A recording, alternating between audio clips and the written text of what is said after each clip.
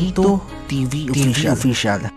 Hey, what's up mga kabagis and kalingap? This is Jubilito TV Official at ito na naman po ang isang edisyon ng ating reaction video. Sa isang lugar sa ibayong bansa, meron tayong kasangga na tumutulong din sa kapwa na sa puso ang pagtulong itatama ang mali. OFW yung bayani na hindi pa uhuli. Saan ka man sa mundo, kakampi natin siya. Kasama ang mga maaasahang grupo niya. Makabagong bayani sa Team Koos, kabahagi katuwang ng Team Kalingap sa pagtulong sa mahirap.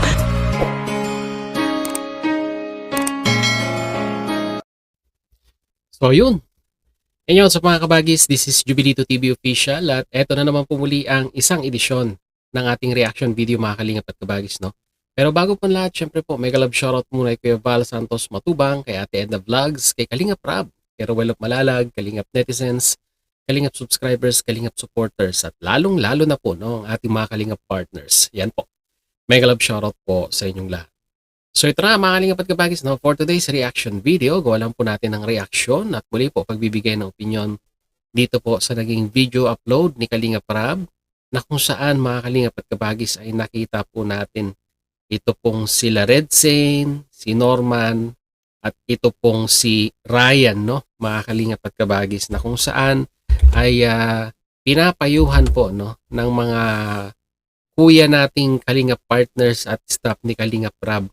Ito pong si Ryan regarding po dito sa previous na issue na kanyang kinapalooban, lalong-lalo na po ay medyo maraming supporters ng EDSI ang medyo nagtampo at sabihin na nating nagalit dito po sa kanyang ginawa kay Biancy, no? Mga kalingap at kabagis, no?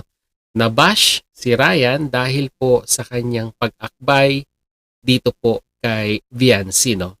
So, dahil po sa ginawa niya pong ito mga kalingap at kabagis ay alam niyo naman po, no, pag ang isang community po na sumusuporta ng solid sa isang kanilang love team na kanilang sinusuportahan at pag nakita po nilang nadedehado po ang kanilang iniidolo ay para pong mga warriors yan mga kalingap at kabagis, no? Para pong mga mandirigma yan na gagawin po ang lahat para po maipaglaban ang kanila pong sinusuportahang love team.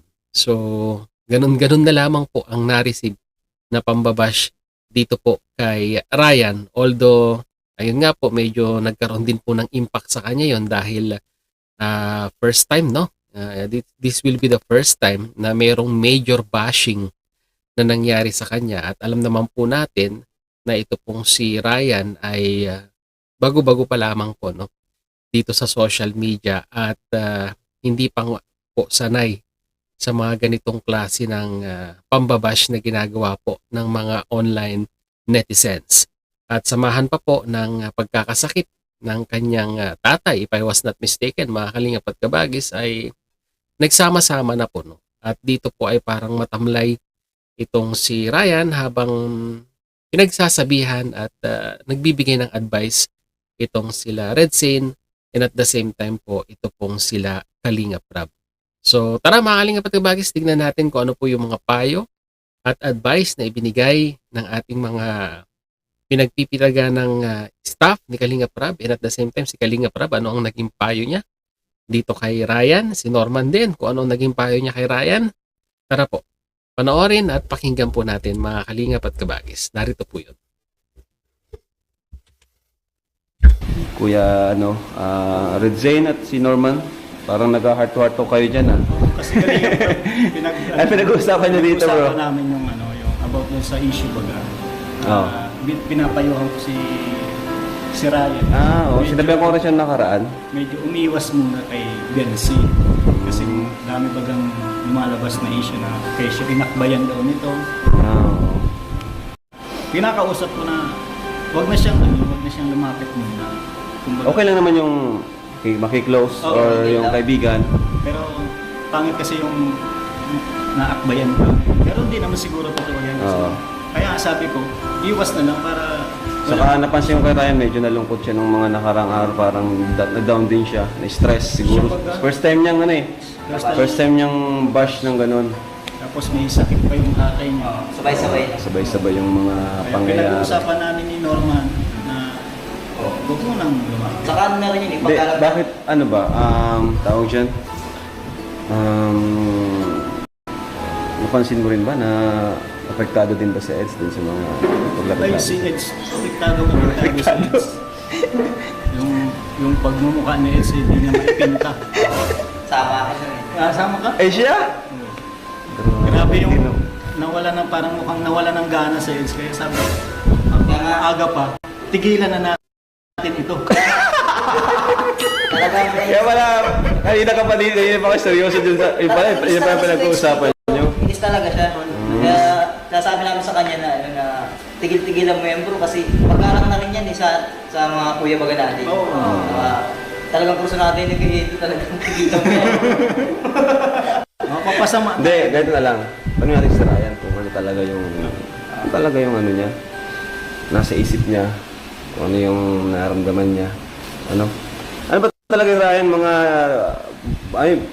yung pumapalibot sa mga issue tungkol sa'yo, ano ba yun? Yung mga sinasabi nila sa'yo na, yun nga, pinopormahan mo daw si Biancy. Ano ba talaga yung nilalaman ng isip mo, ng damdamin mo?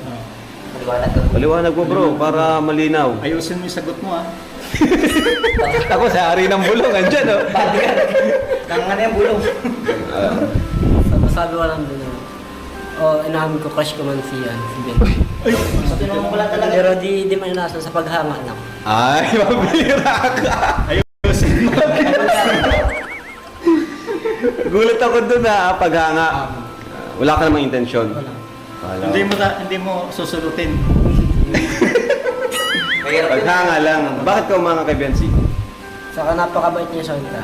Mabait. Ay, pang mabait naman talaga. Wala naman talaga. Pero basta, ano lang, alam natin yung ating limitasyon. Saka, yun nga, syempre, magkakasama tayo dito. Ang pangit ba ganun? Pangit yung may issue kayo. So, may mga ano tayo, hidwaan. May kasabihin niya, yung kay Pedro lang. Huwag mo nang isama si Juan. Huwag ka na, Juan. May ibig sabihin, may ano ka lang. Hinangaan mo siya. Maganda kasi si Biancy. Maganda ang ugali. Be humble. Be humble. Humble. Saka kahit sino naman magkakagusto. Kaya mo Ay, grabe. naman. magkagusto ka na lang, huwag mo nang agawin, boy. Lago na lang, boy. Maraming pa namang iba dyan, boy.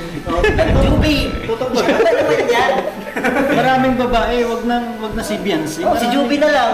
Ganda naman ni Juby, di ba? Hmm. Saka si Juby, pagtingin si Juby. So yun, malinaw. At least, Ano na lang, mag-isip ka na lang ng ibang babae, wag lang si Biancy. grabe talaga si Hari ng Bulong. Oh. Talagang protektado ng mga Edsia. Mahirap yun. Talagang Masisira. bantay mo ah. Oo. Bantay. Gusto pa sumama ng maghatid sabi ko, dito ka na! Sumama dyan! Elipon. Grabe guys, real talk na to ah. Real talk na to ah. Nila talaga yan, yung elipon. Binagtanay. Pumalong ka! So, yun. Pero ano lang naman yan, joke lang yung mga yan. Pero yung inamin niya, Crush galing niya sa kanya, crush niya si Biancy. Ayun. Pero hanggang doon lang yun, ano? Alam ba ni Biancy na crush mo siya? Hindi. Kala ko alam. Kaya wag mo na ipaalam. Ha? Wag mo na ipaalam. So ayan, malinaw na. Kala ko kung ano pong pinag-uusapan nitong ano. So yun na maaling apat kabagis, napakalinaw naman po at talagang nanggaling mismo sa bibig ni Ryan na ito nga pong si Biancy ay kanyang hinahangaan or ibig sabihin ay crush niya. Ang other terminology sa crush ay may paghanga. At yun nga, parang nahuli na rin sa bibig ni Ryan na yung mga magagandang katangiang nakita niya kay Biancy ay undoubtedly naman po mahaling at kabagis na meron siyang feelings, no? Meron siyang affection na nararamdaman dito kay Biancy. So, may mga bagay-bagay siyang nakita na kung saan yung nga daw po ay mabait at isa sa mga katangian sigurong hinahanap ni Ryan sa isang babae na kung saan ay yun po yung naging points para tamaan itong si Ryan sa kanyang puso at magkaroon ng affections or nararamdaman dito po kay Viancy, no? Kasi pag sinabi nating crush, halos papunta na po yan doon, no, mga kalingap at kabagis. No? Pero syempre, alam naman po natin na ito pong si Viancy ay nakatambalan kay Edu at hindi rin natin masukat at hindi rin natin matanto kung ano din ba talaga ang totoong nararamdaman ni Edu dito kay Viancy. Although parang nakikitaan na rin po natin ng konting, alam nyo na, ay syempre po, love team po yan, no? Love team po ng Kalingap yan. At hindi lang po natin alam na baka one of these days ay ang pinapanood nating EDC ay baka matulad din po sa isang Ruel of Malalag at Rachel Morales, no, na magkatotoo sa real life, ika nga, no? So time will tell, mga kalingap at kabagis, at syempre yung mga feelings nila ang magdidikta kung ano po ang isinisigaw, ika nga, ng kanilang damdamin, no? At para kay Ryan, payo ng mga kuya ay syempre po, no, kuya knows best, ika nga, sabi nila. May kasabihang ganun na kung saan ay marami naman diyang iba na pwedeng pagtuunan at paglagakan ng kanyang nararamdaman sa kanyang affection dito po kay Viancy, no? Marami naman dyan, marami pang darating. Unang-una, bata pa, at kaya nga po na sinabi ko kanina, marami pang opportunity darating dito po kay Ryan, both sa kanyang career and at the same time both sa kanyang alam niyo na, pagmamahal na pwede niyang ibigay sa ibang tao, no? At marami pa siyang darating na pwedeng hangaan na katulad ng isang Viancy. Unfortunately, si Viancy po ay, alam niyo na nakakuan na po, no? Naka-tied up or naka-partner na dito po kay Edu. So, magandang payo ang binigay nila Red Sane at ni Kalingap Rab at ni Norman, although medyo may halong biruan, pero ang punto po doon, mga kalingap at kabagis, ay yung nga po, no?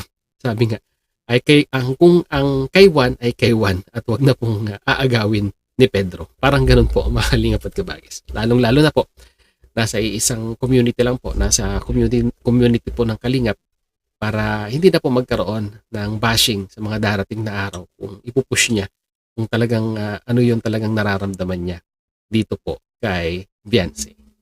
So yun, mga kalingap at kabagis, mag-comment po kayo sa ating comment section kung ano naman po inyong masasabi, opinion, reaction dito nga po sa naging payo ng ating mga kuya dito po kay Ryan. So yan na, mga kalingap at kabagis, no, muli maraming salamat talaga sa dulo po ng ating reaction video ngayong araw na ito ay nasamahan nyo po muli si Jubilito Official. At muli po, papaalala po ang inyong host.